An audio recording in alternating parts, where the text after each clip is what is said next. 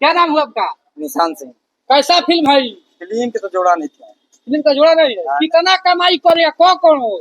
एक अरंते नहीं के कितना कमाई करी। पवन सिंह नाम मतलब ब्रांड। यानी कि मैंने साउथों का फिल्म तो कर देगा का हम जी? कोई साथ नहीं मानते भैया। भोजपुरी इंडस्ट्री में है, बिहार में है, पवन सिंह को मानते हैं। हाँ। हाँ। और लुक के देखा का कहिएगा है सलूट अरे जब के? फिल्मे का नाम बाबा बजरंगी हाँ।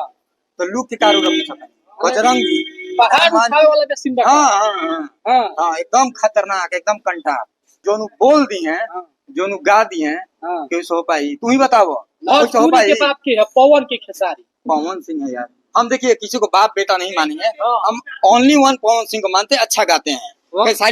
खेसारी लाल यादव भी अपने जगह पे अच्छे गाते हैं। हाँ। लेकिन हम पवन सिंह का गाना बचपन से सुनते आ रहे हैं। हाँ। उन्हीं का हम फैन है। हाँ। अच्छा गाते हैं। पवन सिंह का फिल्म रोमांस से माना जाता है कि पवन सिंह का फिल्म जो होता है उसमें रोमांस ढोई खोदने का मौका मिलता है पवन सिंह को। क्या इसमें कुछ रोमांस दिखा आपको? देखिए ये सब डायरेक्टर का काम रहता है। डायरेक्टर बोलते हैं तो एक्टर लोग करेंगे ही करेंगे। हाँ।